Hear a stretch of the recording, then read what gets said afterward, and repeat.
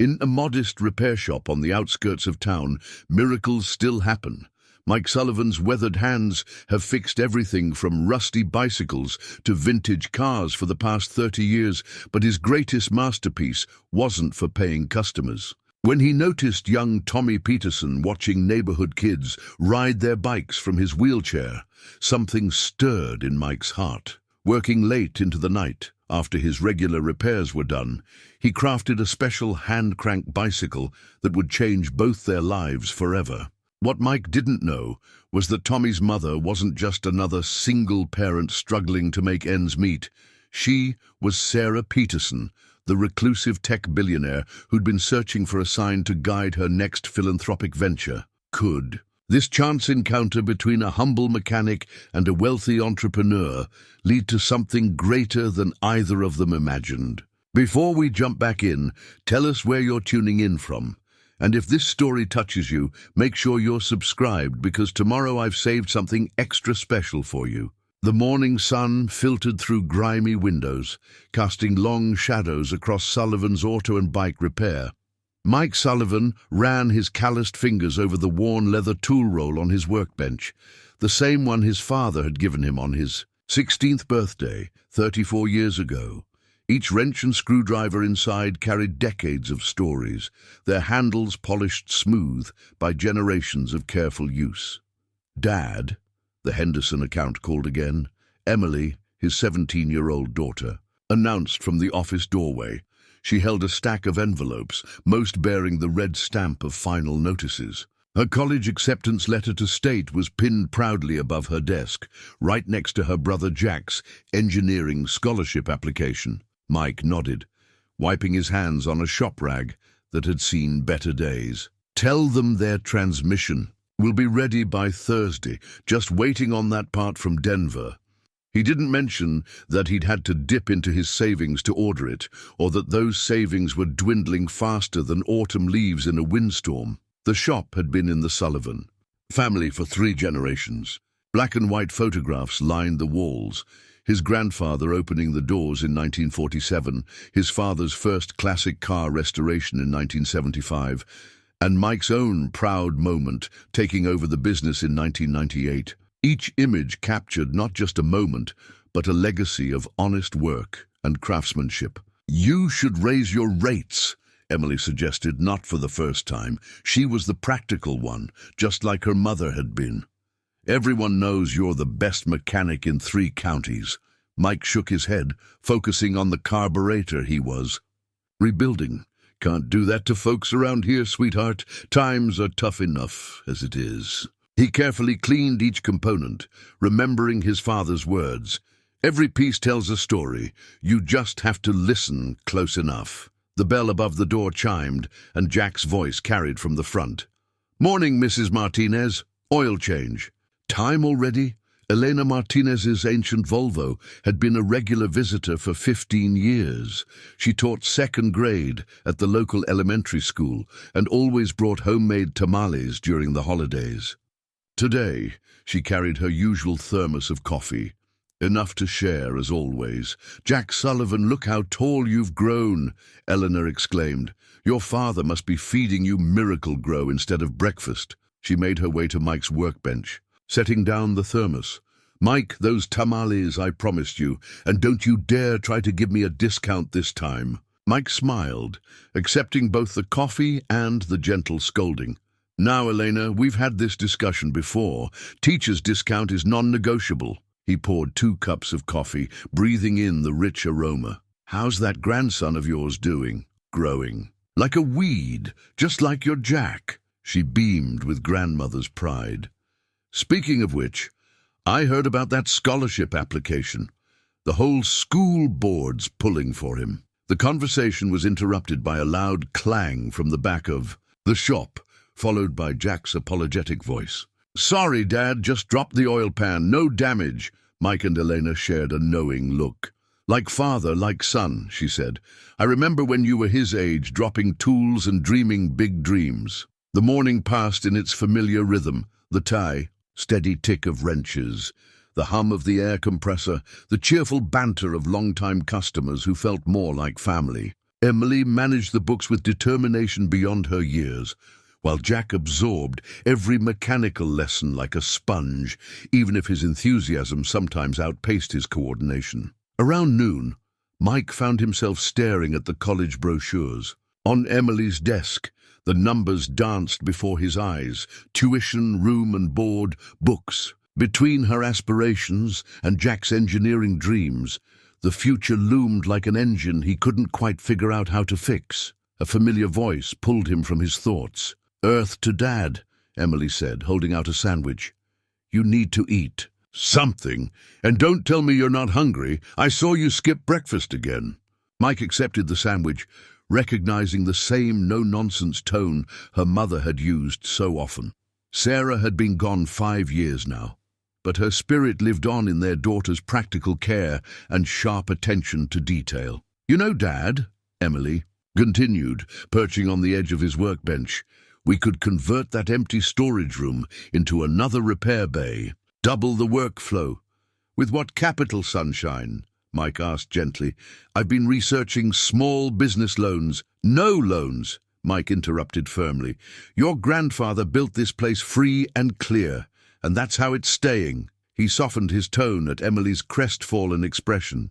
"I appreciate you thinking ahead, though. You've got your mother's business sense." The afternoon brought a steady stream of customers. Mr. Thompson's lawnmower that wouldn't start, the Wilson twins' matching bicycles with flat tires, and old Pete's classic Mustang that needed yet another carburetor adjustment. Each repair was more than just a job. It was a thread in the fabric of community, a continuation of the Sullivan legacy of fixing what was broken and keeping things running. As the day wound down, Mike watched Jack close up shop, his movements a mirror of Mike's own at that age. The boy had a natural talent, an intuitive understanding of mechanics that reminded Mike of his father. The thought brought both pride and worry. Pride in his children's capabilities, worry about their futures. Emily appeared at his side with the day's receipts. "Not bad for a Tuesday," she said, but Mike could read between the lines. Not bad, but not enough. Not for 2 college tuitions, not for the new equipment they desperately needed, not for the future his children deserved. Still, as he locked up the shop under a sky painted in sunset colors, Mike felt a deep sense of contentment. The tools might be worn, the windows might need washing, and the future might be uncertain, but there was honest work here, and love, and purpose. Sometimes, he thought, that had to be enough. Tommy Peterson pressed his forehead against the cool glass of his bedroom window, watching the neighborhood kids race their bikes down Cedar Street. His sketchbook lay open on his lap, pages filled with detailed drawings of bicycles, some real, some imagined, all adapted with mechanisms he'd designed in his dreams. At 12 years old, his artistic talent already showed remarkable precision, especially when it came to mechanical subjects. "Time for your physics lesson, Tommy," Ms. Rhodes called from the doorway. His private tutor's voice was gentle but firm. As always, she noticed his distant expression and followed his gaze to the children outside. "Perhaps we could start with some practical applications of motion and energy today?" The massive Peterson estate stretched across 5 acres of carefully manicured grounds, but Tommy's world often felt confined to his wing of the house. His mother's security team insisted on strict protocols, which meant most of his interactions happened through screens or with carefully vetted staff members. "Mum's company launched another satellite today," Tommy mentioned, wheeling himself away from the window toward his study area. The wall-mounted screens displayed multiple news channels, silently reporting on Peterson Technology's latest achievement. His mother's photo appeared occasionally. Sarah Peterson, the reclusive tech billionaire, speaking at a remote press conference. Ms. Rhodes arranged their study materials, her eyes catching the open sketchbook. "These are remarkable drawings, Tommy. The detail in these gear mechanisms." She traced the pencil lines with an appreciative finger. "Have you shown these to your mother?" Tommy shrugged, a gesture too mature for his years. "She's been in Singapore for the past week. Board meetings." He didn't add that most of their conversations lately had been quick video calls between her conferences and his bedtime. He understood. She was building an empire, changing the world through technological innovation. Sometimes that meant missing soccer games he couldn't play in anyway, or having dinner with her executive team instead of him. The morning lessons progressed smoothly. Tommy had always been an exceptional student with a particular aptitude for physics and engineering concepts. Ms. Rhodes often found herself struggling to keep up with his questions, each answer leading to 3 more increasingly complex inquiries. During their lunch break, Tommy wheeled himself out to the terrace. The autumn air carried the scent of fallen leaves and possibility. In the distance, he could hear the familiar sounds of children playing at the public park that bordered the estate's eastern wall. His security detail maintained a discreet presence. As always, "Jenkins," Tommy called to the nearest guard, "do you think we could go to that repair shop again? The one on Mason Street." The guard's expression softened. He'd been with the Peterson family since before Tommy's accident, and he understood the boy's fascination with Sullivan's auto and bike repair. "We'll need to clear it with your mother's team first, but I don't see why not. Mr. Sullivan's shop has already been vetted." Tommy smiled, remembering his first visit to the shop 2 weeks ago. They'd stopped there when Jenkins' car had developed an unexpected rattle. The old mechanic, Mr. Sullivan, hadn't treated Tommy any differently than he would any other customer. He'd even let Tommy watch while he worked, explaining each step of the diagnostic process. What had impressed Tommy most was the way Mr. Sullivan listened, really listened, when Tommy had shared some of his ideas about adaptive vehicles. Most adults either dismissed his suggestions or offered patronizing encouragement, but Mr. Sullivan had engaged in a genuine discussion about mechanical possibilities. The afternoon brought Tommy's physical therapy session with Dr. Martinez. "Your upper body strength is improving significantly," she noted as they worked through their routine. "Have you been doing extra exercises?" Tommy nodded, thinking of the hand crank mechanisms he'd been designing in his sketchbook. "I've been researching adaptive sports equipment. Did you know there are bikes that can be powered entirely by arm movement?" Dr. Martinez smiled, helping him through another set of exercises. "I did know that. In fact, I've worked with several patients who use them.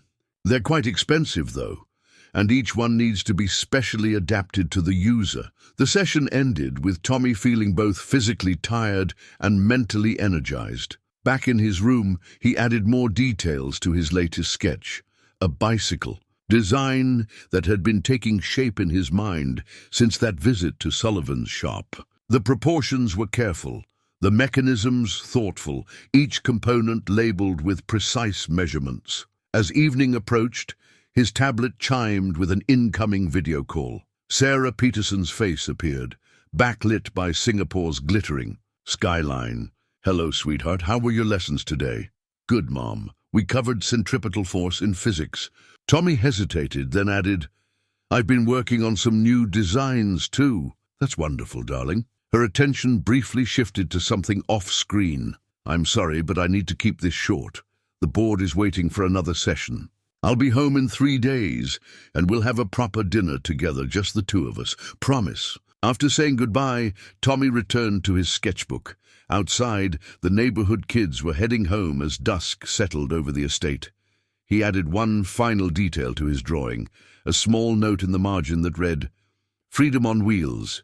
His mother's promised dinner would have to wait. The next morning's news would announce an unexpected crisis at Peterson Technologies' European division, requiring Sarah's immediate attention in Berlin. Tommy understood. He always understood. But as he fell asleep that night, his dreams were filled not with satellite launches or tech innovations, but with the simple joy of feeling wind on his face as he rode alongside other children, no different from anyone else. Mike Sullivan couldn't shake the image of young Tommy Peterson from his mind.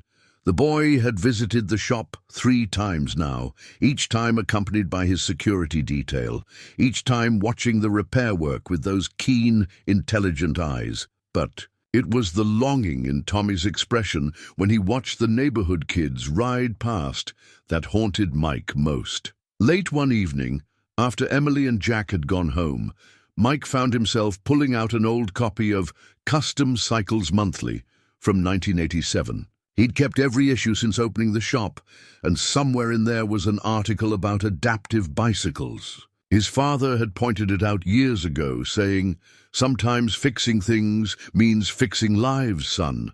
The magazine's pages were yellowed, but the article was still clear. Breaking Barriers, the revolution of adaptive cycling. Mike spread it across his workbench, the shop's single overhead light casting a warm glow over diagrams and specifications.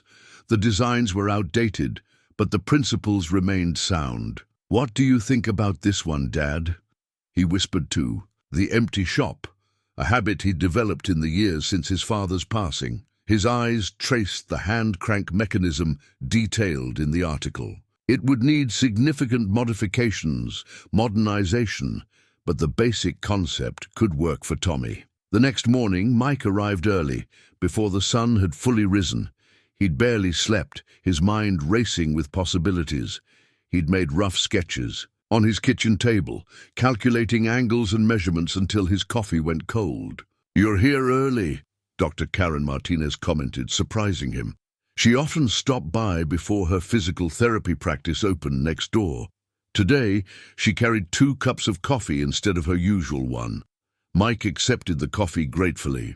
"Karen, you've worked with kids in wheelchairs, right? I need your expertise on something."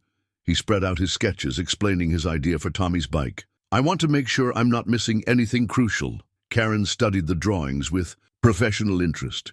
"The basic design is good, but you'll need to consider seat stability and support here." She pointed to one section. "And the hand cranks should be adjustable for growth and arm length." She paused, looking at Mike curiously. "This would be expensive." "To build, Mike, the materials alone?"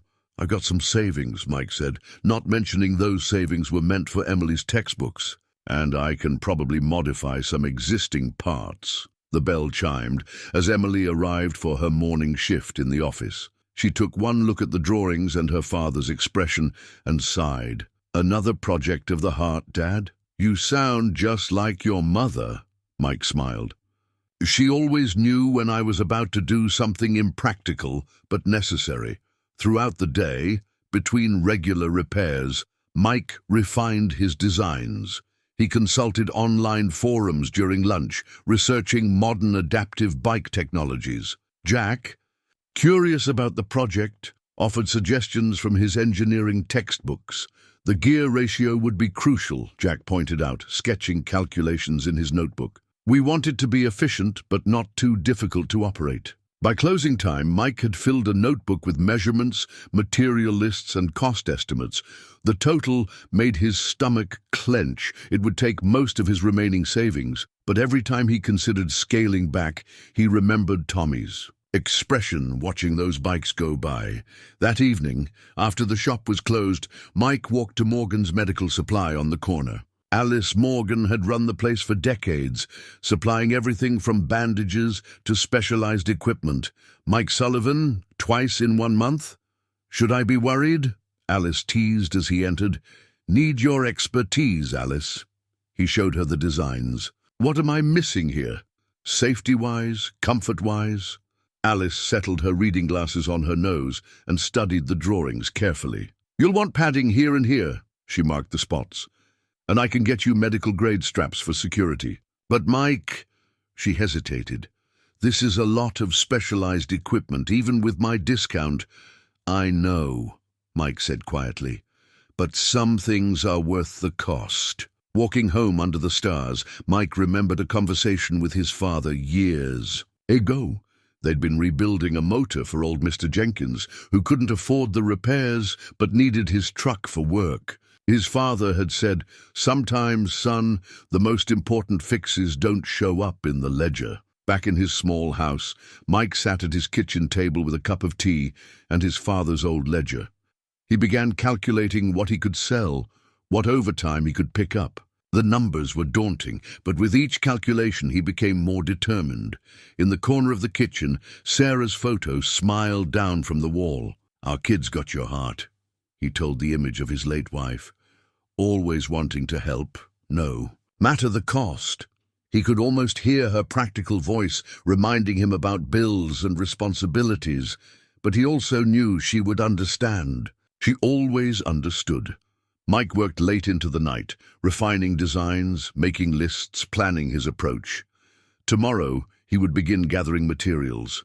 It wouldn't be easy, but the best things rarely were. As he finally headed to bed, he paused by the window, looking out at the quiet street where neighborhood kids would soon be riding their bikes to school. "Just you wait, Tommy," he whispered. "Just you wait." The first pieces of Tommy's bike arrived on a Tuesday morning, carefully wrapped in brown paper and bearing shipping labels from specialty manufacturers across the country. Mike laid each component out on his workbench with the reverence of a surgeon preparing instruments, his technical drawings pinned to the wall above. "That's a lot of chrome," Jack observed, running his finger along the specially designed hand crank mechanism. "Custom made?" "Had to be," Mike replied, checking each piece against his specifications. Regular bike parts wouldn't handle the stress properly. He didn't mention that the custom work had cost triple what he'd initially budgeted. The base frame came from a lightweight racing bike he'd salvaged from his storage room. After hours of careful measurements, Mike began the delicate process of modification.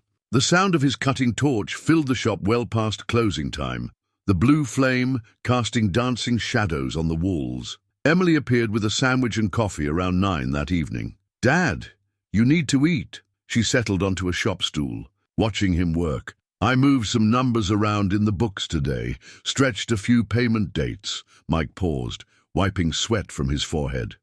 "Emily, don't worry," she said, sounding so much like her mother that it made his heart ache. "I didn't push anything too far. But you should know Mr. Henderson called about his transmission again." The Henderson transmission sat untouched in the corner, along with 3 other paying jobs. Mike glanced at them, guilt warring with determination. "I'll get to them tomorrow morning. First thing." But tomorrow morning brought Tommy himself, wheeling into the shop with his ever-present security detail. The boy's eyes went immediately to the partially assembled frame on Mike's workbench. "Is that—" Tommy's voice trailed off, his expression a mixture of hope and disbelief. Mike quickly covered the project with a sheet. "Just a special order," he said casually, but he couldn't miss the flash of understanding in Tommy's eyes. The boy was too smart to be easily fooled. That evening, after Tommy's visit, Mike worked with renewed energy.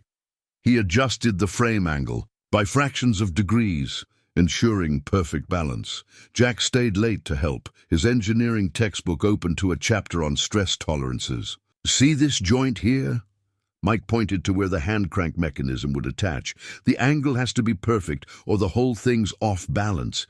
Your grandfather taught me that precision matters most where you can't see it." The next week fell into a rhythm. Regular repairs during the day, though fewer than usual as Mike focused on Tommy's bike. Late nights of careful assembly, each component requiring multiple adjustments. Emily bringing dinner, Jack helping when he could, both of them watching their father pour his heart into every weld and connection. The costs mounted. A specialized bearing assembly here, a custom fabricated support there. Mike sold his father's vintage Harley-Davidson, a restoration project they'd never gotten around to finishing. The money helped, but each new expense ate into the family's thin safety net. Dr. Martinez stopped by regularly, offering insights on ergonomics and muscle support. "The seat needs to be adjustable here," she'd say, or "make sure this strap won't chafe during extended use." Each suggestion meant more modifications, more materials, more time. One evening, as Mike worked on the hand crank mechanism, Emily sat doing homework nearby. "You know," she said without looking up from her textbook, "I can defer college for a year, work full-time in the office, build up some savings." Mike set down his wrench. "Not happening, sunshine. Your mother made me promise you'd go to college on schedule, and I intend to keep that promise." Mom would understand, Emily said softly. She always said helping others was the best investment we could make. Mike smiled, remembering Sarah's generosity, even when their own finances were tight. She did say that, but she also said education was non-negotiable. We'll figure something out. The bike gradually took shape, each day bringing it closer to completion. Mike tested every component obsessively, thinking of safety first. The hand cranks needed to be perfectly balanced, the seat secure, yet comfortable, the whole machine stable. Enough for a beginner, but maneuverable enough to provide real freedom. Tommy continued his regular visits, though Mike always kept the bike covered when he was around. But he could see the boy studying the shop layout, probably trying to piece together what was happening behind the scenes.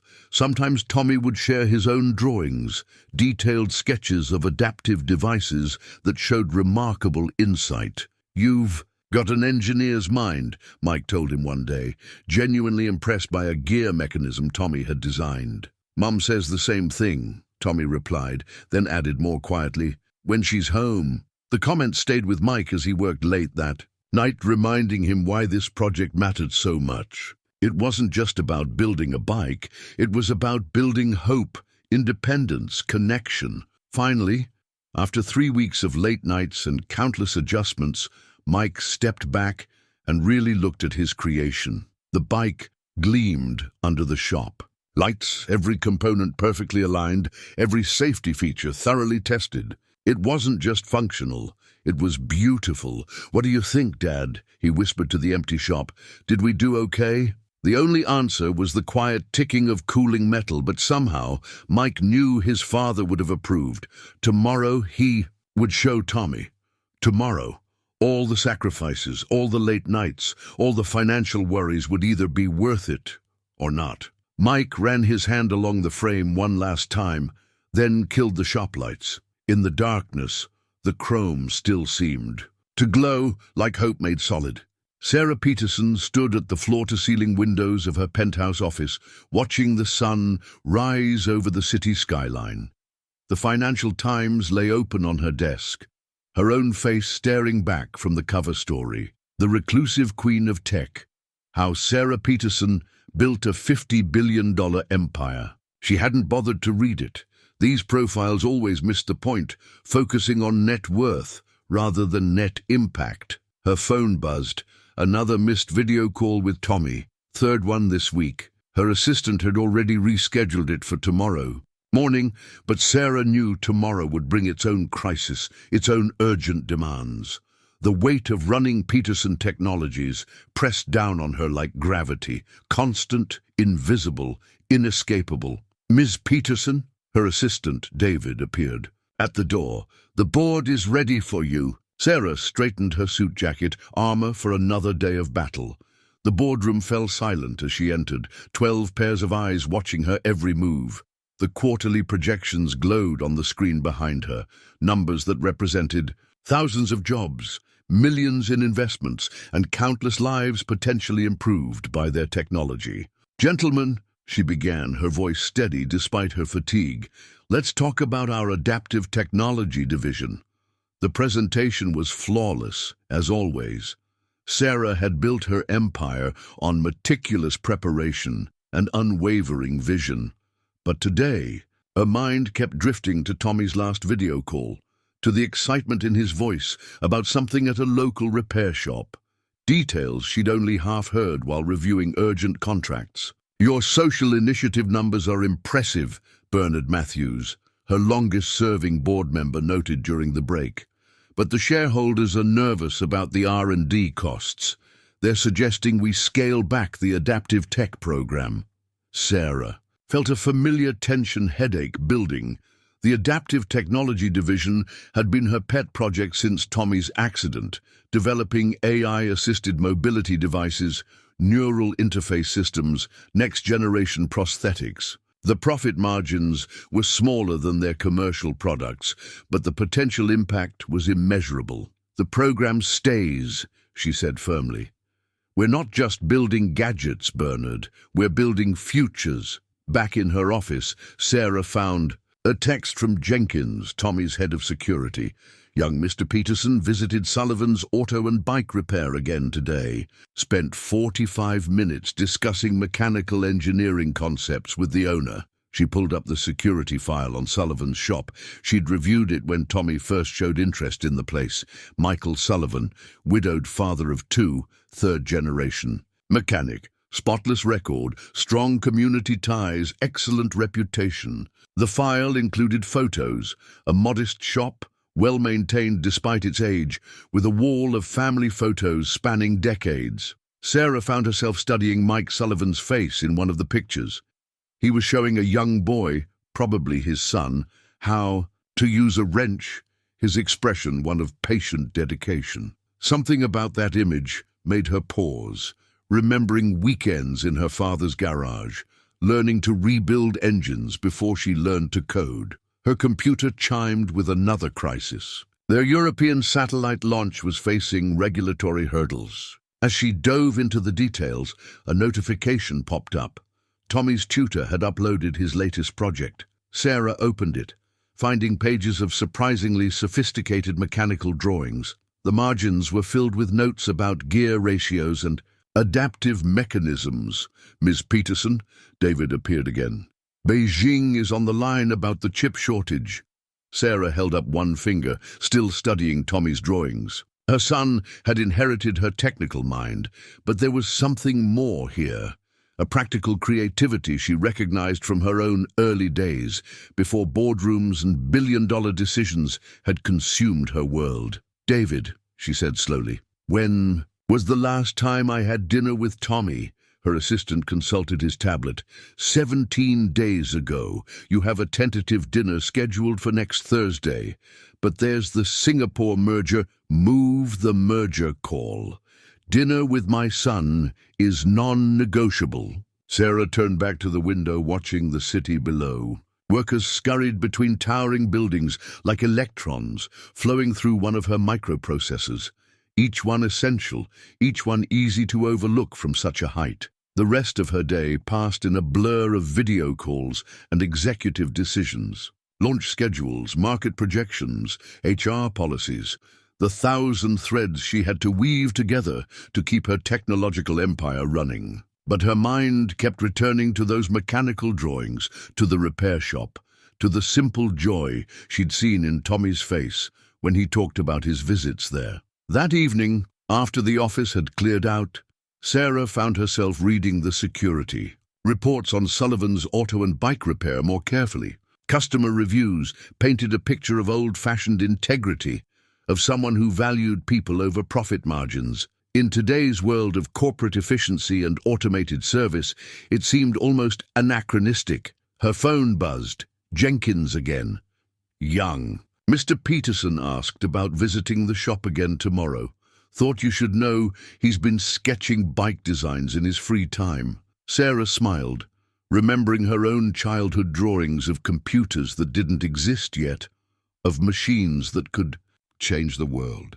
She'd achieved that dream, built an empire of innovation, but somewhere along the way, the simple joy of creation had gotten lost in spreadsheets and stock prices. "Ms. Peterson?" David's voice came through the intercom. "Your car is waiting." Sarah gathered her things, her mind already turning to tomorrow's challenges. But as her driver pulled away from the corporate headquarters, she found herself asking, "James, take me past Sullivan's auto and bike repair, please. I'd like to see something." The shop was closed at this hour, but a light still burned in the workshop. Through the window, she could see a figure bent over a workbench, hands moving with careful precision over what looked like a specialized piece of equipment. Something about that dedication, that focus on crafting something perfect, reminded her of why she'd started Peterson Technologies in the first place. "Home now, James," she said quietly. Tomorrow would bring more battles, more decisions, more juggling of responsibilities. But tonight, watching that solitary light in the window, Sarah Peterson felt something she hadn't experienced in years, the simple appreciation of someone who understood that the most important things in life couldn't be measured in stock prices or market shares. The morning of the test ride dawned clear and cool. autumn sunlight filtering through the shop's windows. Mike had arrived before sunrise, making final adjustments to Tommy's bike. Every bolt checked one last time, every safety strap tested, every bearing lubricated to perfection. "You're sure about this?" Jenkins asked, watching Mike wheel the bike out into the shop's small parking lot. The security guard's professional demeanor couldn't quite hide his concern. Mike nodded, running through his mental checklist again. "Tested it myself yesterday, double-checked every safety feature." He didn't mention the sleepless night he'd spent worrying about each tiny detail, about all the things that could go wrong. Dr. Martinez arrived early, medical bag in hand. "I'll monitor his stability and energy levels," she said, her presence both reassuring and adding to the gravity of the moment. "We'll take it slow."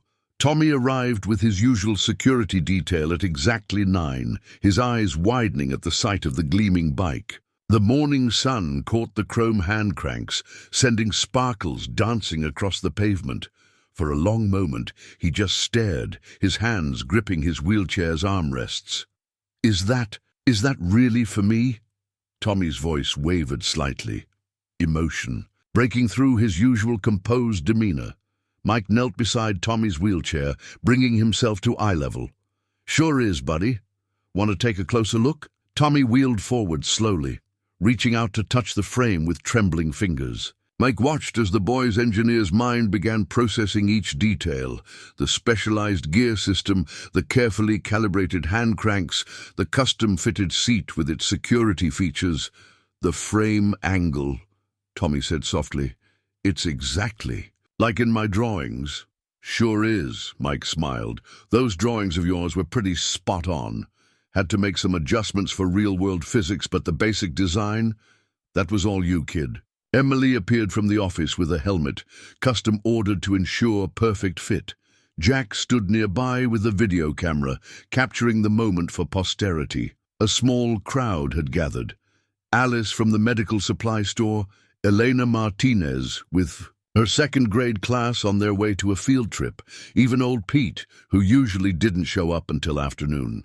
"Ready to try it out?" Mike asked, keeping his voice steady despite his own nervousness.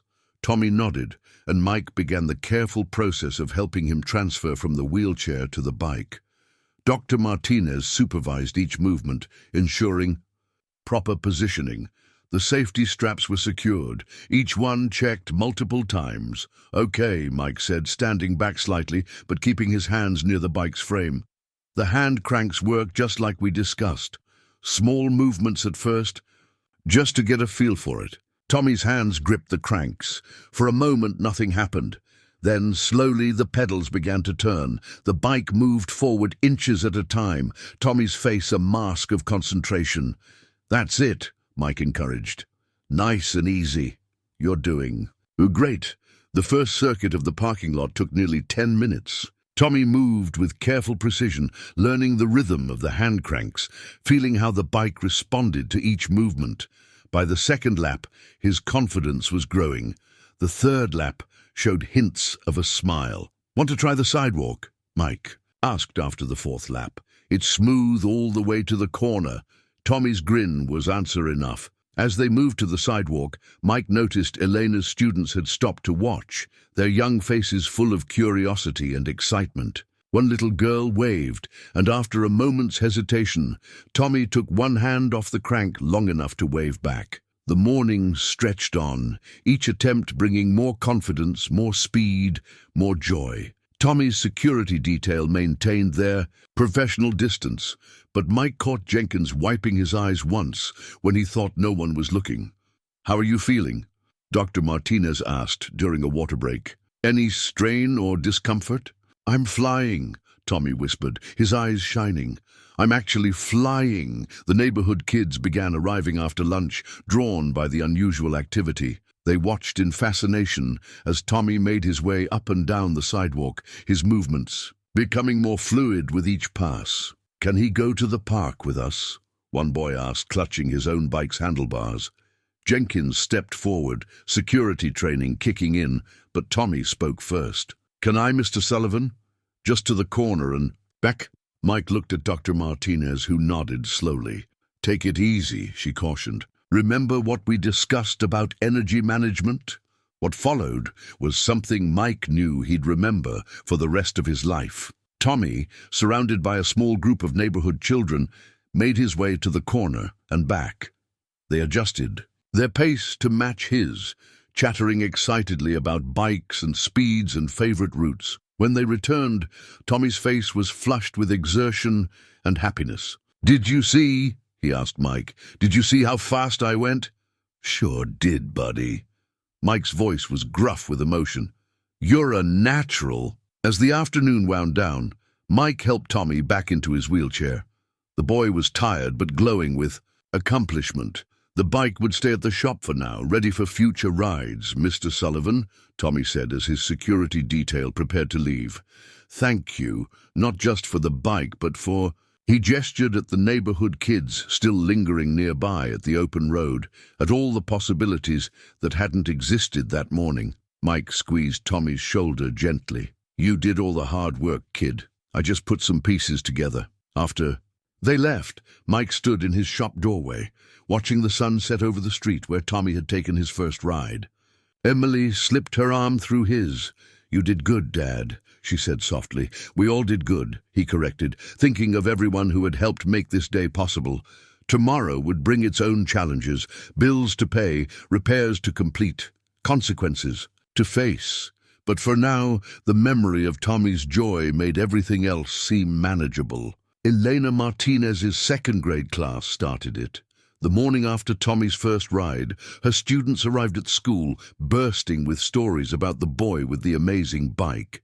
By lunchtime, their drawings of Tommy riding alongside neighborhood children covered the classroom bulletin board. By afternoon, parents were calling the school to ask about the mysterious mechanical genius who had built such a wonderful thing. Mike noticed the change gradually. First, it was just a few extra customers stopping by the shop, casually asking about adaptive vehicles while having their oil changed. Then came the local newspaper reporter, notebook in hand, asking thoughtful questions about community and innovation. "Dad, you need to see this," Emily called from the office one morning, her laptop open to social media. A shaky video, clearly shot by one of the neighborhood kids, showed Tommy making his way down the sidewalk, surrounded by young cyclists. The comments section overflowed with heart emojis and stories of other families facing similar challenges. 2,000 shares already, Emily noted. And look at these comments. People asking if you take orders, if you could build something for their child, their parent, their friend. Mike ran a hand through his graying hair. "We're barely keeping up with regular repairs as it is." The bell chimed as Dr. Martinez entered, carrying her usual morning coffee. "Have you seen the Parents Support Group website? They're calling you the miracle mechanic of Mason Street." She smiled at his discomfort with the attention. "You've given people hope, Mike. That's no small thing." Throughout the day, Mike caught snippets of conversations as customers came and went. A grandmother asking if something similar could help her arthritis. A veteran wondering about adaptations for his motorcycle. Each inquiry carried its own story of limitation and hope. Tommy still came by regularly, each visit showing increasing mastery of his bike. The neighborhood kids had absorbed him into their daily routines, adapting their games and races to include him naturally. More importantly, they came to him for mechanical advice, recognizing and respecting his deep understanding of how things worked. "Mr. Sullivan," Tommy said one afternoon, wheeling into the shop with unusual urgency, "could we modify the gear ratio? I've been thinking about the hills near the park." Mike smiled, remembering similar conversations with Jack at that age. "Show me your calculations." They bent over Tommy's notebook, discussing friction coefficients and torque requirements, unaware they were being photographed by a passing customer. The image would appear in the evening's local news. The veteran mechanic and the young innovator, separated by generations, but united in purpose. The story caught fire in unexpected ways. A local technology blog picked it up, focusing on the engineering aspects. Then a disability rights advocate shared it, emphasizing the community impact. By week's end, a national morning show was requesting an interview. "You should do it," Emily insisted, holding up the email from the producer. "Think about all the other families who could be inspired, who might find hope in this." Mike shook his head. "I'm not comfortable with all this attention. Besides, we need to focus on paying customers. The Henderson transmission is finished," Emily interrupted. "Jack and I completed it yesterday while you were teaching Tommy about gear ratios." She sat on the edge of his workbench. "Dad, something important is happening here. It's bigger than just one bike or one boy." That evening, after closing, Mike found himself studying the wall of family photographs. His grandfather opening the shop, his father teaching him the trade, his own moments with Emily and Jack. Each image captured not just a moment, but a philosophy, that fixing things meant fixing lives. The next morning brought more cameras, more questions, more stories of need and hope. A local business association inquired about nominating the shop for a Community Impact Award. 3 different medical supply companies left messages about potential partnerships. Through it all, Mike kept his focus on what mattered: the quiet moments of teaching, the careful adjustments to Tommy's bike, the regular repairs that kept the community moving. But he couldn't deny that something had shifted. The shop felt more alive, more purposeful. "You're trending," Jack announced at lunch, showing his father a social media feed full of sharing and commenting. "People are calling you a hometown hero." Mike waved away the praise, but he couldn't ignore the growing stack of letters on Emily's desk. Each envelope contained a story: a child who couldn't play with friends, an elderly person losing independence, a veteran seeking reconnection with old passions. Each letter asked not just for help, but for hope. Jenkins, Tommy's security guard, became a regular presence, watching the growing attention with professional interest. If he was reporting these developments to anyone, he never mentioned it. But sometimes, when Tommy was demonstrating a new riding technique to younger children, Mike caught a thoughtful look in the guard's eyes. The local news van was just pulling away one evening when Dr. Martinez stopped by. "You know," she said, watching Tommy lead a small parade of bikes down the sidewalk, "sometimes the biggest changes start in the smallest places. A single act of kindness, multiplied by community, can reach further than we imagine." Mike nodded, thinking of all the eyes now watching his little shop, all the hearts being touched by a story that had started with one boy's longing look at passing bikes. Somewhere out there, he knew, the right people were taking notice. The world was about to change. He could feel it in the air, as surely as he could feel the approach of autumn in the cooling evening breeze. What he didn't know yet was that in a penthouse office across town, Sarah Peterson was watching too, her heart recognizing something she'd almost forgotten: the pure joy of creating something that changed lives, one person at a time. The black limousine appeared outside Sullivan's auto and bike repair early on a Tuesday morning, its polished surface reflecting the autumn sunlight like liquid obsidian. Mike was alone in the shop, doing his monthly inventory count. Or trying. His mind distracted by mounting bills and dwindling supplies. The sharp click of heels on concrete drew his attention. A woman stood in the doorway, her tailored charcoal suit worth more than Mike's monthly revenue. But it was her eyes that caught his attention. They were Tommy's eyes, right down to the analytical gleam that seemed to take in everything at once. "Mr. Sullivan," she said, extending her hand, "I'm Sarah Peterson, though I suspect you know me better as Tommy's mother." Mike wiped his hands carefully on his shop rag before shaking hers.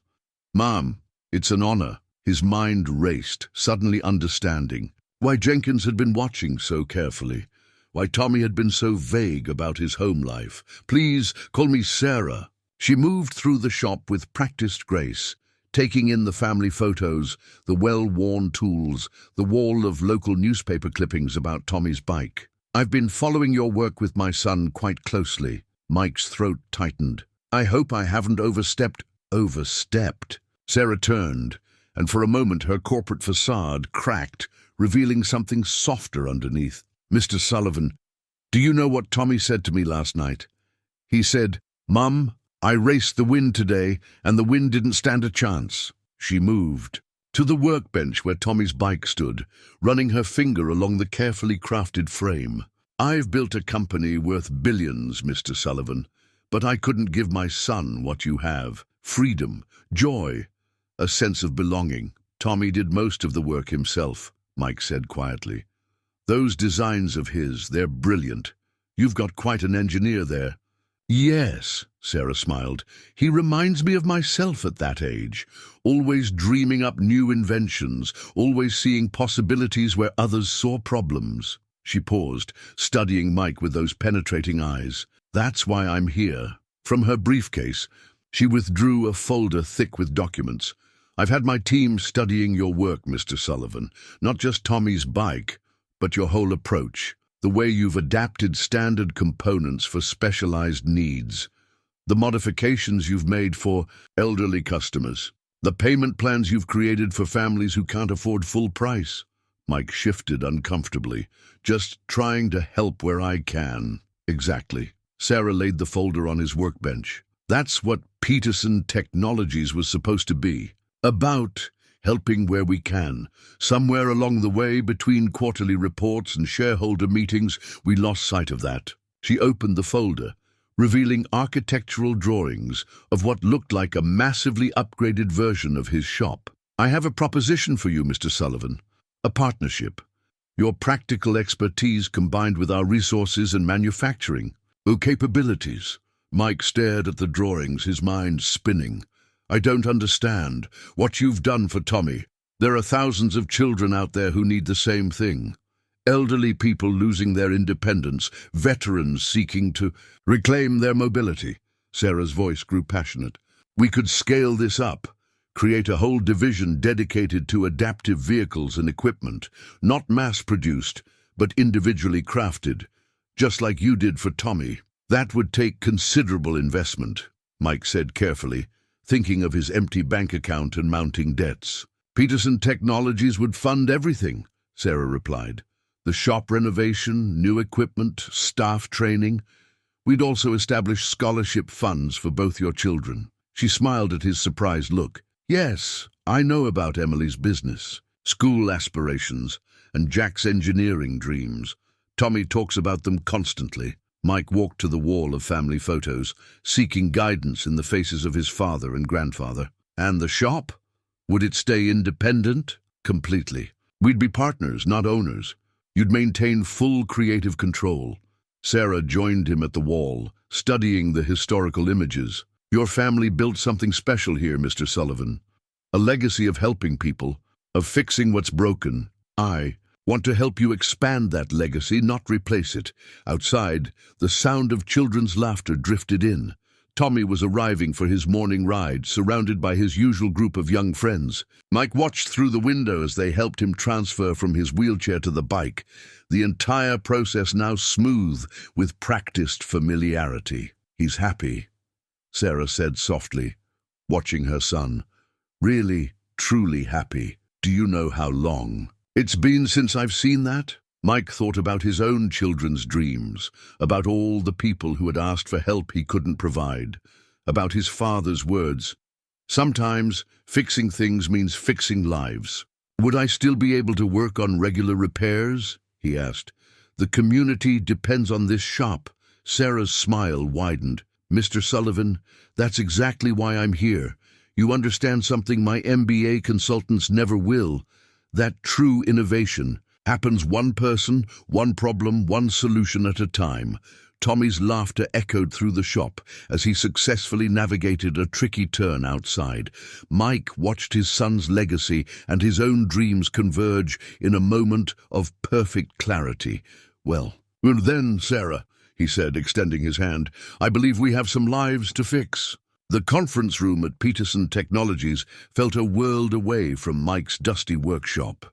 Floor-to-ceiling windows offered a panoramic view of the city, while a holographic display showed detailed projections of what Sullivan's auto and bike repair could become. Mike sat beside Sarah at the polished mahogany table. His worn leather folder, containing Tommy's original bike, designs a stark contrast to the sleek tablets before each executive. The adaptive mobility market is drastically underserved, Sarah was saying, her presentation highlighting statistics that made Mike's heart ache. Millions of people struggling with mobility issues, each with unique needs that mass production can't address. But Mr. Sullivan's approach, customization with a personal touch, that's where the real innovation lies. Mike studied the proposed floor plans. The basic layout of his shop remained, but expanded, modernized. A new wing dedicated to adaptive vehicle development, a training center for teaching other mechanics the specialized skills needed, even a small museum space showcasing the shop's history and evolution. The numbers are compelling, Bernard Matthews, the board member Mike had been warned about, interjected. But the profit margins on custom work aren't the point, Sarah cut in smoothly. This isn't about quarterly returns, Bernard. It's about sustainable impact. She pulled up images of Tommy riding his bike, surrounded by neighborhood children. Look at what one bike, one solution created. Now multiply that effect across communities nationwide. During the lunch break, Mike found himself in Sarah's private office, staring at a wall of patents and awards. It's overwhelming, he admitted.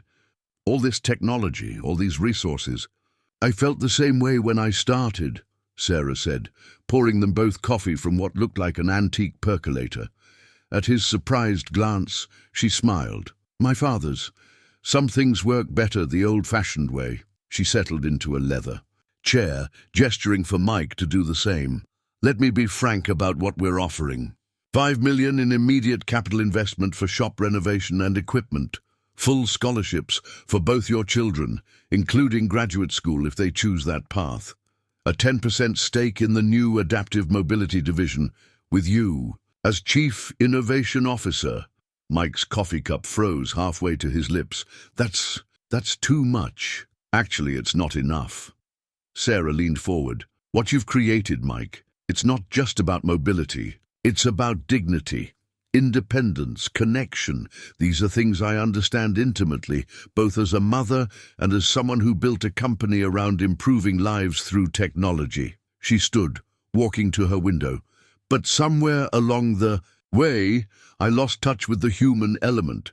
Tommy's bike, seeing him smile, watching him connect with other children, it reminded me why I started this company in the first place. Mike thought about his own journey, about late nights perfecting Tommy's bike while bills piled up. I'm just a mechanic, Sarah. All this corporate structure, the board meetings, the profit projections, that's my job, she interrupted. Your job is to keep doing exactly what you've always done. Fixing things, helping people, teaching others to do the same. We'll handle the business side, you handle the heart. The afternoon brought more meetings. Legal teams discussing contracts, engineers exploring production possibilities, marketing experts talking about community outreach. Through it all, Mike kept returning to one thought. What would his father say? As if reading his mind, Sarah pulled him aside during another break. I had our researchers look into your family's history, she said, handing him a leather-bound folder. Your grandfather didn't just open a repair shop, he created one. Of the first mechanics training programs for returning World War II veterans. Your father pioneered adaptive vehicle modifications for elderly drivers in the 1970s. This isn't just about preserving your family's legacy, Mike. It's about expanding it. Mike opened the folder, finding photographs he'd never seen before. His grandfather teaching young veterans, his father working on early mobility solutions. The past and future seemed to merge as he studied the images, understanding flowing through him like a quiet river. There is one condition, he said finally, looking up at Sarah. The regular repairs, the oil changes, the local customers. That stays. No price increases, no corporate efficiency protocols. The community trust is non-negotiable. Sarah's face softened into a genuine smile. Tommy said you'd say that. It's why we're here, Mike. You understand something that took me years. To learn, true innovation isn't about disrupting communities, it's about serving them. As the day wound down, Mike found himself back in the conference room, watching the sun set over the city. The contract sat before him, thick with legal language but clear in purpose. Sarah had stepped out to take an urgent call, leaving him alone with his thoughts. He pulled out his father's old pocket watch, its surface worn smooth by decades of use. Inside the case was inscribed a simple message: "Fix what's broken, help where you can." The words took on new meaning now, expanding beyond carburetors and transmissions to something larger, something his father and grandfather might never have imagined, but would surely understand. When Sarah returned, she found Mike standing at the window, watching the city lights blink on one by one. "You know," he said without turning, "my father used to say that every repair is really two jobs, fixing the machine and restoring the trust. I think maybe that's what we're really doing here." Sarah stepped beside him, her reflection joining his in the window glass. "Partnership papers are ready whenever you are. No pressure, though. This is a big decision." Mike turned to her, seeing not the billionaire CEO, but a mother who understood the value of what they were building. "No," he said quietly. "This isn't a big decision at all. This is just fixing what's broken, helping where we can. The only difference is the scale." He walked back to the table and picked up the pen, its weight feeling both foreign and familiar. In his mechanic's hands, "Let's build something that matters." That evening, Mike gathered Emily and Jack around their small kitchen table, the same one where their mother had helped with homework, where they'd shared countless meals, where dreams had been both born and surrendered. The Peterson Technologies. Contracts lay in the center beside a worn family photo album. $5 million, Emily repeated, her voice barely a whisper, and full scholarships. Her acceptance letter to State's business school lay beside her, its early admission congratulations bittersweet given their financial reality. Jack sat quietly, turning his engineering textbook over in his hands. "But it would still be our shop, right, Dad? Still Sullivan's." Mike opened the photo album, turning to a page he'd looked at countless times, his father teaching him to rebuild his first engine. "Your grandfather used to say that a Sullivan never sells their soul, but they're not afraid to share their heart."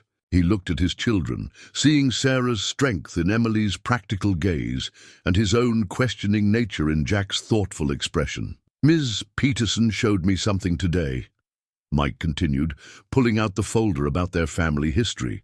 "Turns out we've always been about more than just fixing cars." Emily and Jack leaned forward, examining photographs they'd never seen before.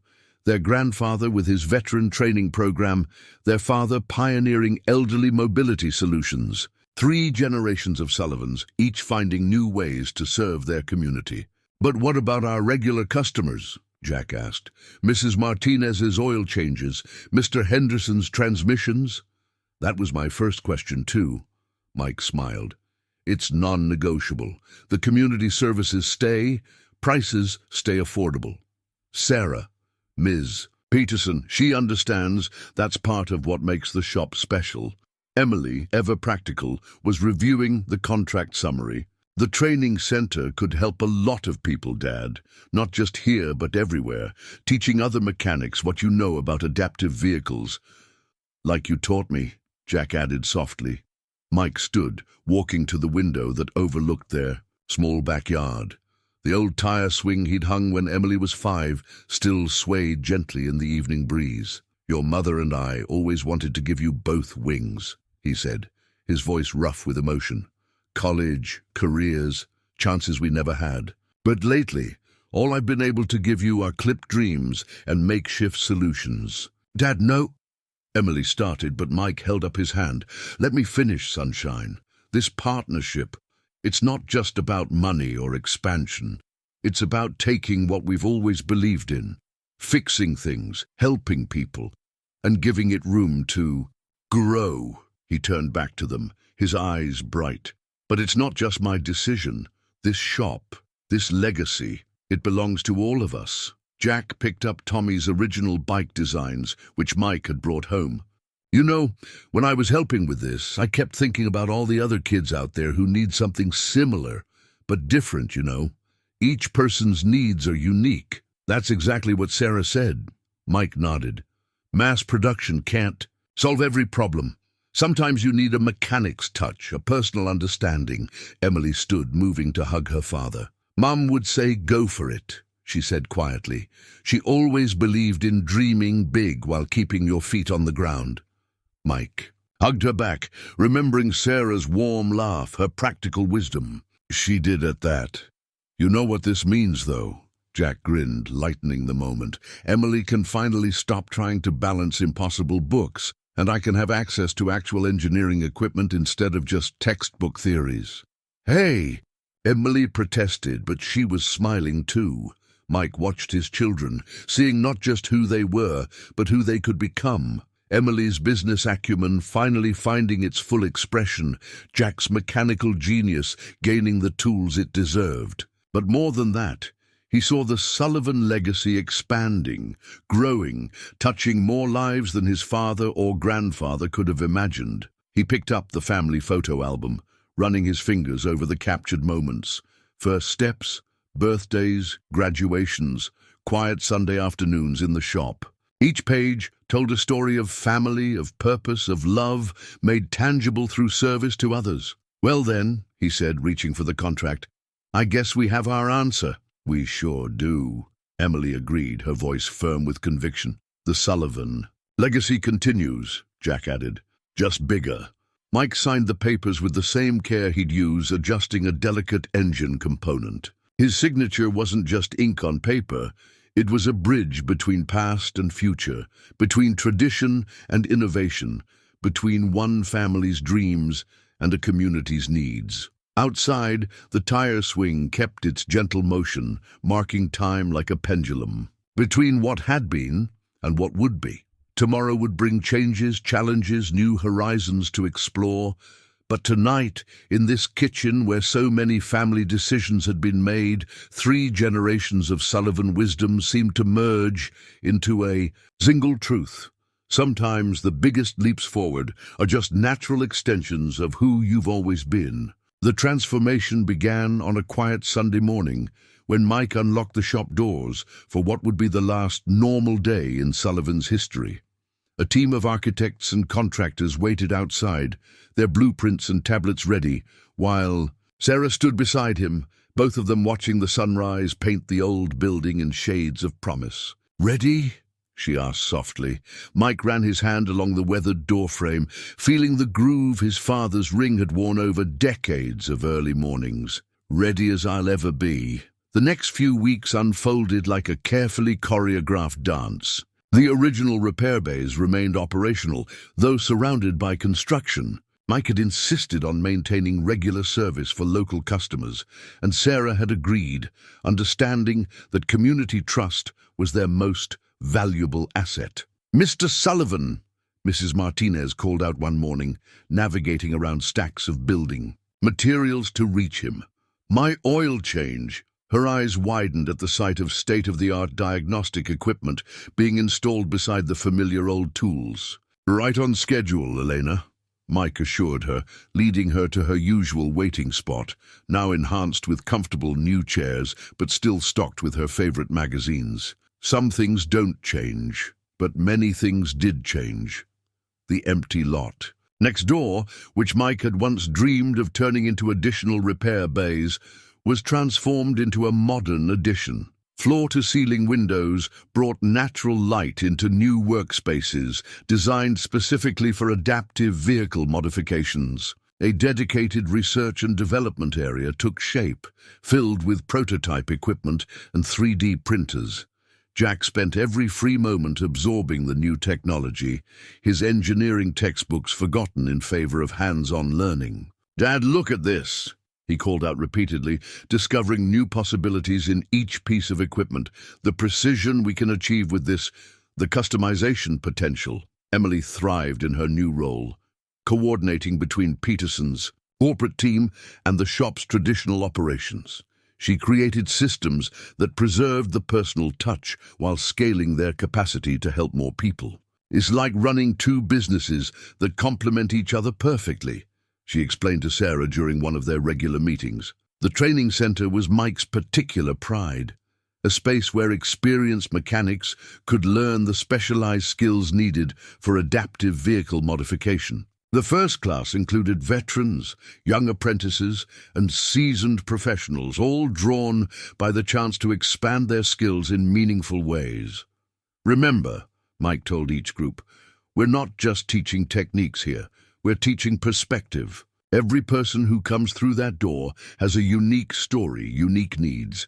Our job is to listen first, then adapt our solutions to fit their lives. Tommy became a regular fixture in the shop's new research and development wing, his innovative mind flourishing with access to advanced tools.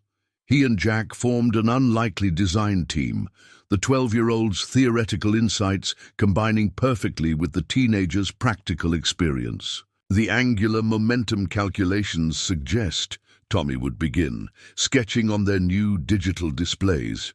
Yeah, but in real-world conditions, Jack would counter, and together they'd find solutions that neither could have developed alone. Sarah watched these interactions with quiet satisfaction, seeing her corporate vision of innovation merge with Sullivan's grassroots wisdom. She'd installed a small office in the shop's new wing, preferring to work there when possible rather than in her corporate tower. The museum space evolved organically, telling the Sullivan family story alongside the broader history of adaptive mobility. Mike's father's old tools held places of honor, while interactive displays showed the evolution from simple mechanical solutions to modern adaptive technologies. We're not just preserving history, Sarah explained to her board members during a tour. We're showing how innovation grows from human understanding and practical experience. The construction dust gradually settled. New signs went up, blending the Peterson Technologies logo with Sullivan's traditional branding in a way that somehow enhanced both. The shop's original neon open sign still glowed in the front window, now accompanied by a holographic display of current projects and community initiatives. Local news crews documented the transformation, but Mike's favorite moment came without cameras. An elderly veteran, struggling with limited mobility, visited the shop just as they were completing the renovation. He looked around at the blend of old and new, at the photos showing 3 generations of Sullivans at work, at the advanced equipment, humming alongside traditional tools. You know, the veteran said to Mike, my grandfather used to come here. Said a Sullivan never turned away someone in need. Mike smiled, hearing his father's voice in the words. Still true, he replied. We've just got more ways to help now. That evening, after the contractors had left and the security systems were armed, Mike walked through the transformed space alone. Every corner held memories, there where he'd taught Jack his first repair, here where Emily had set up her first accounting system, there where Tommy had first seen his bike. The new additions didn't feel foreign anymore. They felt like growth, like evolution, like his father's and grandfather's legacy finding new ways to serve. The heart of Sullivan's auto and bike repair beat stronger than ever, its pulse now reaching further than they'd ever dreamed possible. In the R&D lab, Tommy's latest designs glowed on a display screen. In the training center, tomorrow's lesson plans waited for a new group of learners. In the museum, 3 generations of Sullivan history pointed toward a future full of possibility. Mike finally understood. They hadn't just renovated a building. They'd built a bridge between what had always mattered and what was newly possible, between tradition and innovation, between fixing machines and changing lives. The first real crisis hit 3 months into the new operation. Mike stood in his office, still cluttered with repair manuals despite its modern upgrades, staring at the production schedule on his tablet. 23 adaptive vehicles in various stages of completion, each one representing a person waiting for their chance at greater independence. And now this. The custom frame supplier is 3 weeks behind, Emily reported. Her business school acceptance deferred while she helped manage the expanding enterprise. They're claiming material shortages, but I think they're just overwhelmed by our volume." Mike rubbed his temples, feeling the weight of responsibility pressing down. In the main shop, he could hear the regular rhythm of routine repairs continuing: oil changes, tune-ups, the familiar soundtrack of community service. But in the new addition, the adaptive vehicle production line had grown ominously quiet. "What about the Roberts kid's bike?" he asked, thinking of the 10-year-old with cerebral palsy who visited weekly to check on his custom build's progress. "Due date was yesterday," Emily confirmed softly. "His mother called this morning." Sarah arrived unannounced, somehow sensing the tension from across town. She found Mike in the prototype room, personally modifying standard frames to keep production moving. "This isn't sustainable," she said, not unkindly. "You can't handle everything yourself anymore, Mike. That's not what we built this for." "I know," he sighed, straightening up from the workbench. "But every delay isn't just a number on a spreadsheet. It's someone waiting, hoping, counting on us." Sarah nodded, understanding all too well. "Which is exactly why we need to solve this. Systematically, show me the production bottlenecks." They spent the afternoon analyzing workflows, identifying pressure points. The training program was producing skilled technicians, but not quickly enough to meet demand. Custom parts suppliers couldn't match their pace. Quality control standards, necessarily high for adaptive vehicles, created additional delays. "We need vertical integration," Sarah concluded. "Bring critical manufacturing in-house, set up our own frame fabrication facility." Mike looked up sharply. "That's millions in additional investment." "It's necessary investment," Sarah countered. "Unless you want to keep disappointing children like Tommy." The mention of Tommy struck home. He'd become the shop's unofficial ambassador, demonstrating his bike to new clients, sharing his own design insights. Just yesterday, he'd spent an hour with the Roberts boy, showing him what independence could feel like. Jack interrupted their discussion, excitement overriding his usual courtesy. "Dad, Sarah, you need to see this." He led them to his workstation, where he and Tommy had been experimenting with new designs. "We've been thinking about the frame problem all wrong. Instead of custom fabrication, what if we created a modular system?" The digital display showed an innovative frame design that could be adjusted and reconfigured without specialty manufacturing. Tommy sat nearby in his wheelchair, practically bouncing with enthusiasm. "The core components could be mass-produced," he explained, "but the final configuration would still be customized for each person, like mechanical DNA." Mike and Sarah exchanged looks, recognizing the elegant solution. It was exactly the kind of innovation they'd hoped for, the perfect blend of Sullivan practicality and Peterson technical advancement. But implementing the new system would take time, and their current customers couldn't wait. The next few weeks tested everyone's commitment.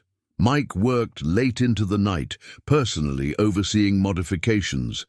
Emily juggled scheduling and customer communications with diplomatic skill. Jack and Tommy refined their modular design while helping wherever they could. The strain showed in small ways: missed family dinners, shortened lunch breaks, the occasional flash of temper under pressure. Yet somehow, the shop's atmosphere remained positive. The training center students pitched in with basic repairs, freeing up experienced staff for adaptive work. Local customers brought coffee and encouragement, proud to see their community shop growing into something extraordinary. Dr. Martinez started holding some of her physical therapy consultations on site, helping ensure each adaptation perfectly matched its user's needs. She watched Mike race between departments one morning and said, "You know, growing pains are proof of life. Dead things don't struggle to evolve." The wisdom in her words helped Mike through the challenging days. When the Roberts boy finally received his bike, 2 weeks late but perfect in every detail, his mother's tears of gratitude reminded everyone why they pushed so hard. Sarah increased her presence at the shop, not to supervise but to understand. She sat in on training sessions, studied the repair schedules, and even learned basic mechanical skills from Mike. "I need to feel what we're building," she explained, not just see it on reports. One evening, after a particularly long day, Mike found her in the museum space, studying the old photographs. "Your father," she said, pointing to an image of him teaching young Mike about engines. "He built something remarkable here. Not just a business, a legacy of impact." "He did," Mike agreed. "And now we're building on that foundation, growing pains and all." They stood together, watching through the window as Tommy demonstrated his bike's features to a group of potential clients. The sight of him sharing his freedom, his joy, with others made the challenges feel worthwhile. "You know what my father used to say about tough times?" Mike asked. "He said they're like breaking in a new engine. Rough at first, but if you're patient and attentive, everything finds its rhythm." Sarah smiled. "Wise man. I think we're getting there, Mike. Finding our rhythm." Outside, Tommy's laughter mixed with the sound of tools and machinery, creating a new kind of music. The sound of tradition and innovation working in harmony, of growing pains giving way to growing strength. It started with coffee. Sarah had noticed Mike's ancient percolator struggling one morning and replaced it with a high-end brewing system. The next day she found him still using the old machine. "The new one makes better coffee," she pointed, out watching him measure grounds with practiced precision. "Maybe," Mike smiled, "but this one makes memories." He poured 2 cups, offering her one. "My wife, Sarah, my first Sarah, she gave me this percolator when we opened the shop. Said proper coffee was essential for proper thinking." Something shifted in that moment as they stood sharing coffee from his wife's old percolator. The corporate facades fell away, leaving 2 people who understood loss, responsibility, and the weight of others' dreams. "Tell me about her," Sarah said softly, settling onto a shop stool. Mike leaned against his workbench, cradling his coffee cup. "She was practical. Like Emily, could stretch $1 further than anyone I knew, but she also understood why I'd sometimes work for free or trade repairs for home-cooked meals." He smiled at a distant memory. "She kept the books but knew some things couldn't be measured in numbers." "She sounds wonderful," Sarah said, thinking of her own journey as a single parent. Tommy's father, he couldn't handle the pressure after Tommy's accident. The media attention, the medical decisions, the changes needed. She stared into her coffee. He chose to leave. Mike's quiet, "I'm sorry," carried the weight of genuine understanding. Their worlds continued to merge in subtle ways. Sarah found herself spending more time in the shop's practical, purposeful atmosphere than in her corporate office. Mike discovered he had a knack for corporate strategy when it was framed in terms of helping people rather than maximizing profits. They worked late one evening, reviewing plans for the new modular frame system. Tommy had fallen asleep on the office couch, his wheelchair parked nearby. "He's different here," Sarah observed, watching her son sleep. "More himself somehow." "The shop has that effect," Mike said. "My father used to say real work grounds you, reminds you who you are." Sarah turned to him, her expression vulnerable in the soft evening light. "Would you like to have dinner sometime? Not a business dinner, just dinner." The local Italian restaurant was a far cry from Sarah's usual corporate haunts, but its warmth and authenticity suited them both. Over pasta and wine, they shared stories of their pasts, their children, their dreams for the future. "I miss this," Sarah admitted. "Real conversations. In my world, every word is analyzed for market impact or shareholder value." Mike understood. In his world, too, people often expected him to be just a role. The reliable mechanic, the widowed father, the community fixture. With Sarah, he could be himself, complexity, dreams, and all. The evening ended with a walk through the park where Tommy now regularly rode his bike. The autumn air carried the scent of fallen leaves and possibility. "Emily asked me something interesting today," Mike said as they walked. "She wanted to know if I was happy, not just with the business expansion, but with everything." "And are you?" Sarah asked quietly. Mike stopped, turning to face her. "Happier than I've been in a long time. It's not just the shop's success, it's—" He gestured between them. Having someone who understands both worlds. Their first kiss was gentle, tentative, carrying the weight of past loves and future hopes. When they parted, Sarah's professional composure had softened into something more real, more vulnerable. "Tommy will be thrilled," she laughed softly.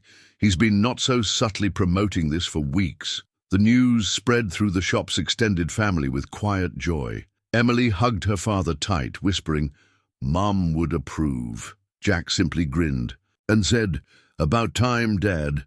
Dr. Martinez brought them her special tamales, her eyes twinkling as she said, "The best repairs start with the heart." Even Bernard from the corporate board, unbent enough to offer congratulations, admitting the human element in their success couldn't be denied. They took things slowly, both understanding the precious balance they were building. Sarah began joining the Sullivan family for Sunday dinners, while Mike and Tommy worked on restoring an old motorcycle together in the shop's back room. One evening, as they closed up the shop, Mike found Sarah in the museum space, adding a new photograph to the wall. It showed 4 generations of innovation. His grandfather teaching veterans, his father pioneering elderly mobility solutions, Mike crafting Tommy's bike, and Tommy himself demonstrating the new modular frame system to young engineers. "It's a beautiful legacy," Sarah said, as Mike slipped his arm around her waist. "And still growing," he replied, thinking of all the possibilities ahead. In the shop, in their families, in their hearts. Outside, Tommy's bike stood ready for tomorrow's ride, its chrome catching the last rays of sunset. Like their relationship, it represented the perfect blend of practical wisdom and innovative spirit, of holding on to what matters while embracing change. "You know what Tommy said to me yesterday?" Sarah asked, leaning into Mike's embrace. "He said he finally understands what home feels like. Not the estate, not the corporate offices. Here, with all of us." Mike smiled, remembering his father's words about fixing lives as well as machines. Some repairs, it seemed, healed more than just what was visibly broken. Sometimes they built something entirely new, something stronger and more beautiful than before. The call came at 2 a.m., a security alert from the shop's testing facility. Mike arrived to find Sarah already there, her face pale in the harsh fluorescent lighting. On the test bench lay the remains of a failed modular frame, its innovative adjustment system twisted beyond recognition. "The stress test results," Sarah said quietly, handing him a tablet. "There's a fundamental flaw in the design. Under certain conditions, the frame can catastrophically fail." Mike's heart sank as he reviewed the data. They had 37 units already in production, 12 delivered to customers. The modular frame design, Tommy and Jack's pride and joy, had been their solution to the production bottleneck, their bridge between custom craftsmanship and scalable manufacturing. "We need to issue an immediate recall," Mike said, his mechanic's integrity overriding every other concern. "Every single unit." Sarah nodded, already typing on her phone. "I'm assembling the crisis team. But Mike," she hesitated, "this goes beyond just the recall.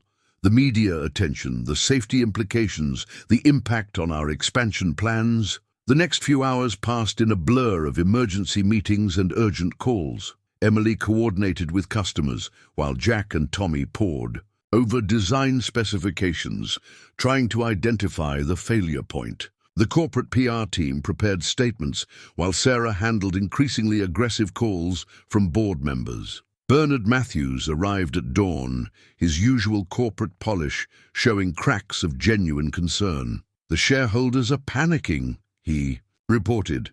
"Our stock is already down 12% in pre-market trading. There's talk of shutting down the entire adaptive vehicle division." "That's not an option," Sarah said firmly, but Mike could hear the strain in her voice. This wasn't just about business anymore. It was about Tommy, about every person who had found hope in their innovations, about the delicate balance between corporate efficiency and human care they'd worked so hard to build. Around noon, Tommy wheeled into Mike's office, his face showing the kind of maturity no 12-year-old should need. "It's my fault," he said quietly. "The variable adjustment range. I pushed for making it wider. I wanted people to have more freedom to customize." Mike knelt beside Tommy's wheelchair. "Listen to me. You and Jack created something revolutionary. Yes, there's a problem, but that's part of innovation. We fix it, we learn, we make it better. Like adjusting the gear ratios on my bike." "Exactly like that." Mike smiled, remembering those early days of fine-tuning Tommy's first adaptive bike. Sometimes you have to step back to move forward. The afternoon brought more challenges. Videos of their safety tests leaked online, showing the catastrophic frame failures in vivid detail. Local news vans gathered outside the shop, while social media exploded with speculation and criticism. Sarah handled the press with grace, taking full responsibility for the safety issues while emphasizing their commitment to making things right. But in private moments, Mike saw the toll it was taking on her, the weight of balancing corporate responsibilities with personal investments. "The board is meeting tomorrow," she told him that evening, after the cameras had finally left. "Bernard's faction will push for shutting us down, cutting their losses." Mike looked around the shop, at the training center where future innovators learned to blend craft with caring, at the museum wall showing generations of Sullivans fixing what needed fixing, at Tommy and Jack still working late into the night, refusing to give up on their dream. "Then we give them a reason not to," he said, "an idea forming. We show them something they can't ignore." Through the night, they worked. Mike drew on 3 generations of mechanical wisdom, while Sarah applied her technical expertise. Tommy and Jack contributed insights born from personal experience, while Emily ran numbers on cost and implementation. By morning, they had it, a completely redesigned frame system that maintained the modular concept, but with triple redundancy in critical areas. More importantly, they had documented every step of their process, showing how the intersection of practical experience and innovative thinking could create something stronger than either alone. "It's not just about fixing the frames," Mike explained. To the board the next day, his hands grease-stained but his voice steady. "It's about showing why our approach matters. In mass production, a failure like this might take months to discover. But because we maintain personal connections with every customer, because we test and retest with real people in mind, we caught it early." Sarah stepped forward, adding, "The recall will be expensive, yes, but the lessons we've learned, the improvements we've made, they're invaluable. This isn't a failure of our model. It's proof that it works exactly as it should." She played videos of their customers, not just using their adaptive vehicles, but sharing stories of renewed independence, of lives transformed. "This is what we're really building," she said softly. "The vehicles are just the means." The boardroom remained silent for a long moment after their presentation. Then Bernard Matthews, of all people, spoke up. "Sometimes," he said slowly, "a crisis shows you what really matters. I moved to not only continue the program, but to increase its funding for safety research and development." Later, as they oversaw the first recall repairs, Mike found Sarah in their favorite quiet corner of the shop. "You know what my father would say about all this?" he asked, pulling her close. "What's that?" "He'd say sometimes things have to break before they can be fixed right." Mike smiled, thinking of all they'd learned, all they'd built together. "And he'd say when you find the right partner, even the hardest repairs become possible." Sarah leaned into his embrace, watching Tommy demonstrate the new safety features to a concerned customer, his enthusiasm and expertise rebuilding trust one conversation at a time. "Your father," she said softly, "was a very wise man." Outside, the sun set on their most challenging day yet, but inside the shop, hope burned brighter than ever. They had faced their first real crisis together and emerged stronger, their partnership. Both, professional and personal, tested and proven in ways that mattered most. The recall process transformed Sullivan's shop into a kind of community center. Instead of simply fixing the frames and sending people home, Mike insisted on turning each repair into an opportunity for connection and improvement. "Tell me how you use it," he'd ask each customer, sitting down with them while his team worked. "What works best? What could be better?" Every conversation yielded insights that found their way into the redesign, making the final product stronger than any engineer's specifications alone could achieve. Sarah watched him one morning talking with a veteran about the specific challenges of adapting vehicles for prosthetic limbs. She'd seen countless focus groups and customer feedback sessions in her corporate career, but this was different. This was personal, immediate, real. "You're revolutionizing our entire R&D process," she told him later. "The board is amazed by the quality of user feedback we're getting." Mike shrugged, adjusting a frame alignment with practiced precision. "It's just listening. My father always said people tell you what needs fixing if you give them the chance." The redesigned modular frame system proved to be more than just a fix. It was a genuine breakthrough. The triple redundancy features that emerged from the crisis became an industry standard, with other manufacturers seeking licensing agreements. Tommy and Jack threw themselves into the improvement process with renewed enthusiasm. Their original design failure had shaken them, but the experience of working through solutions had taught them invaluable lessons about innovation and responsibility. "See this stress point?" Tommy would explain to visitors, pointing out the improved features. "We learned that real-world usage isn't just about physics equations. It's about understanding how people actually live." The training center adapted its curriculum to include the lessons learned from the crisis. Mike developed a new module called Ethics in Innovation, teaching future technicians that integrity and technical skill were inseparable. "Every project has two toolboxes," he'd tell his students. "The physical tools in your hands and the moral tools in your heart. You need both to build something that lasts." Emily's business acumen shone during the recovery period. She developed a customer communication system that became a model for the entire Peterson Technologies Corporation, proving that small shop personal touch could scale effectively. "It's not about the size of the operation," she explained to a corporate leadership seminar. "It's about maintaining genuine connections while you grow." One evening, as they were reviewing the final recall statistics, every single unit successfully upgraded, every customer satisfied, Sarah found Mike in the museum space, adding new photos to the wall. "Making some updates?" she asked, slipping her arm through his. "Recording lessons learned," he replied, pointing to images of the crisis and recovery. "Future generations should know that mistakes aren't endings, they're opportunities to build something better." The wall told the story clearly. The initial failure, the late-night redesign sessions, the community's support during repairs, and finally, the stronger relationships that emerged from the challenge. It was a testament to resilience, to the power of combining technical expertise with human understanding. Bernard Matthews visited the shop regularly now, his corporate skepticism replaced by genuine appreciation. "You've changed how we think about innovation," he told Mike and Sarah.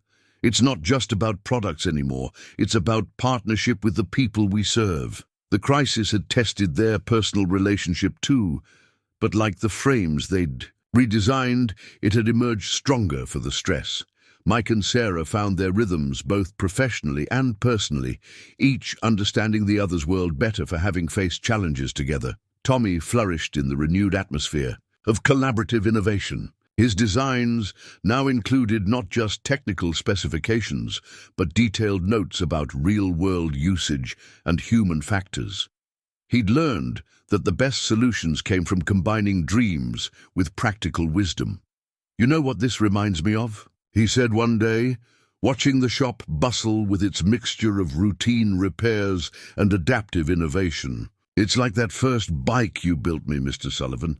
Not just the mechanics, but the way it brought people together." Mike smiled, remembering those early days that now felt like prologue to something greater. The shop had evolved far beyond his father's dreams, yet somehow remained true to its core purpose, fixing what needed fixing, helping where they could. Sarah caught his eye across the shop floor, understanding in her smile. They'd faced their first major crisis and come through, it not just intact but improved. Like the generations of Sullivans before them, they'd learned that the strongest repairs were the ones that brought people together. "Ready to head home?" she asked, joining him as the day wound down. Mike took a final look around the shop, at Tommy showing a new client his latest design improvements, at Jack fine-tuning their testing protocols, at Emily updating their customer communication systems. The crisis had forced them to question everything, and in doing so, had helped them build something more resilient than before. "Home," he agreed, taking her hand, "though sometimes I think we're already there." Outside, the evening air carried the scent of autumn and possibility. Tomorrow would bring new challenges, new opportunities to innovate and improve, but now they knew with certainty that together they could fix anything that needed fixing: machines, systems, lives, and hearts. The 60 Minutes camera crew arrived on a crisp October morning, just as Mike was teaching his advanced adaptation class. The producer had wanted to stage a more formal setting, but Mike insisted they film the shop as it was, alive with purpose, humming with activity, real. "What we're seeing here," the veteran reporter noted, watching Mike guide his students through a complex modification, "seems to be more than just a business success story. This is changing how we think about adaptive technology." Mike wiped his hands on his shop rag, considering his words carefully. "We're just doing what Sullivans have always done, fixing things that need fixing. The scale's different now, but the heart's the same." The story aired on a Sunday evening. Mike and Sarah watched it with their extended family, Emily and Jack, Tommy and his new friends from the youth engineering club he'd started, Dr. Martinez and her grandson, even Bernard Matthews and his wife. The piece captured something essential about their vision. The blend of high-tech innovation and personal touch, the marriage of corporate resources with community values. The Sullivan-Peterson model, the reporter called it, a revolutionary approach to adaptive technology that puts human needs at the center of innovation. The impact was immediate and far-reaching. Monday morning brought calls from major manufacturers wanting to license their approach. Universities requested curriculum details from their training program.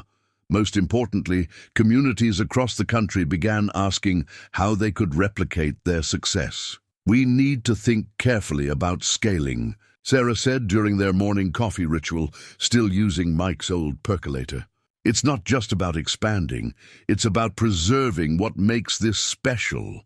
Emily arrived with a stack of proposals and her acceptance letter to business school's executive MBA program. "I've been analyzing different growth models," she said, spreading documents across Mike's workbench. "We can franchise the training centers, partner with local mechanics who share our values." Jack and Tommy had their own vision to contribute. They developed a digital platform that connected adaptive vehicle users worldwide, sharing insights and innovations. "It's like having a global workshop," Tommy explained, his eyes bright with enthusiasm. "Everyone learns from everyone else's experiences." The corporate world took notice. Peterson Technologies' stock soared as investors recognized the potential of their human-centered approach. But it was the human impact that meant the most to Mike and Sarah. One morning, a letter arrived from a small-town mechanic in rural Montana. He'd adapted their training materials to help local ranchers stay active despite aging bodies and old injuries. "You've shown us that innovation isn't just about new technology," he wrote. "It's about understanding people's lives and needs." The shop itself continued to evolve. The training center expanded to include programs for occupational therapists and rehabilitation specialists. The R&D lab became a collaborative space where engineers worked alongside users to refine designs. Every innovation was tested not just for technical performance, but for real-world impact.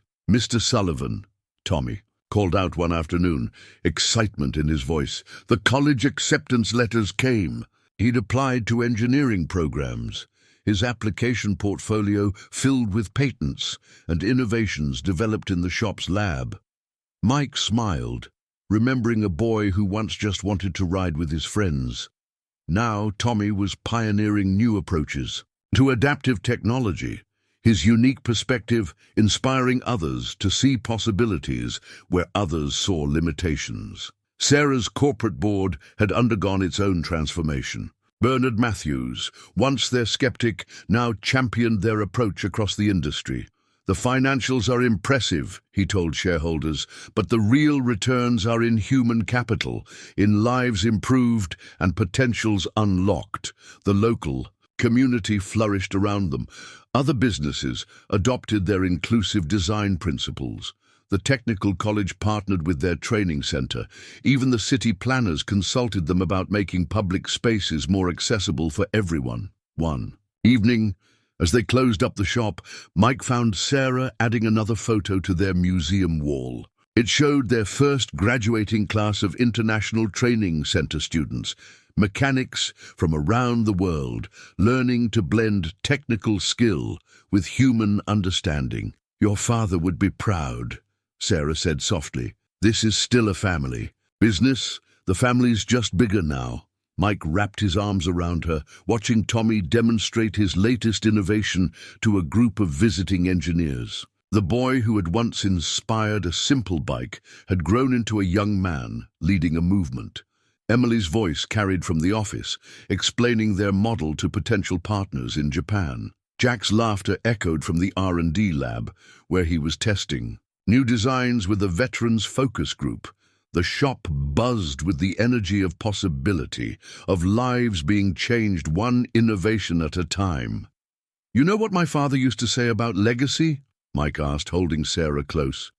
He said it's not what you leave behind that matters most, it's what you set in motion. Through the window, they could see the sun setting on their expanded facility, casting long shadows across the parking lot where Tommy had taken his first ride.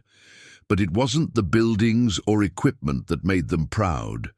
It was the ripples of change spreading out from this place, touching lives they would never know.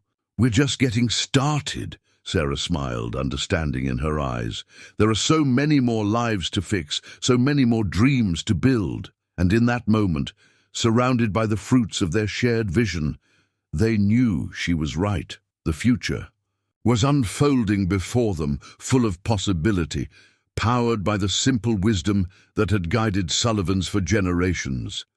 Fix what's broken, help where you can, and never forget that the most important repairs are the ones that heal hearts and build hope. 1 year to the day after Tommy's first ride, Sullivan's Auto and Bike Repair hosted a celebration. Not a corporate event or media showcase, but a community gathering that filled the shop with the warmth of shared purpose and accomplished dreams. The original repair bays still hummed with routine maintenance work. Mike had insisted on keeping their community services running even as the adaptive technology division expanded.